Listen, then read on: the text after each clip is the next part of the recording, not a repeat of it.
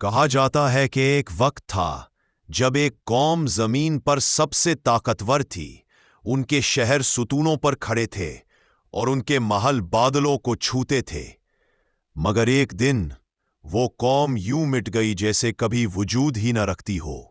قرآن مجید کی سورۃ فجر میں اللہ تعالیٰ فرماتے ہیں، الم تر کیف فعل ربک بعاد ارم ذات العماد، کیا تم نے نہیں دیکھا کہ تمہارے رب نے عاد والوں کے ساتھ کیا کیا، ارم والوں کے ساتھ جن کے ستون بڑے بلند تھے۔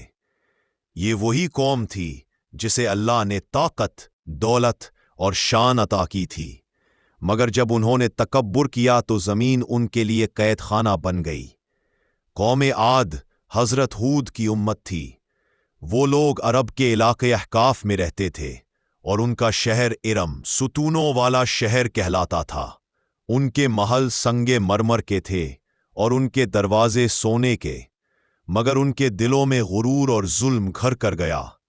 حضرت ہود نے انہیں سمجھایا، اے میری قوم، اللہ سے ڈرو، اس کی عبادت کرو اور زمین پر فساد نہ پھیلاؤ۔ مگر وہ ہنسنے لگے۔ انہوں نے کہا، کون ہم سے زیادہ طاقتور ہے؟ تب اللہ نے اپنی قدرت دکھائی۔ ایک زوردار آندھی آئی، ایک ایسی ہوا جو 7 راتیں اور 8 دن تک چلتی رہی۔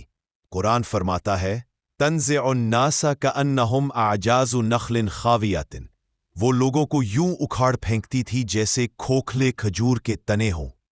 جب آندھی تھمی تو نہ کوئی قلعہ باقی رہا، نہ کوئی ستون۔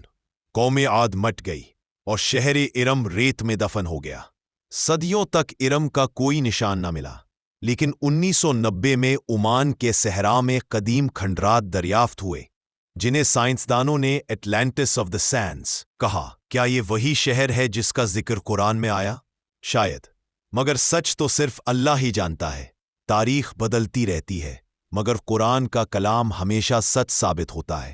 یہ کہانی صرف ایک بستی کی نہیں، بلکہ ہر اس دل کے لیے نصیحت ہے جو تکبر میں ڈوب جائے، کیونکہ طاقت، دولت اور شہرت سب فنا ہو جاتی ہیں، مگر اللہ کی بات ہمیشہ باقی رہتی ہے۔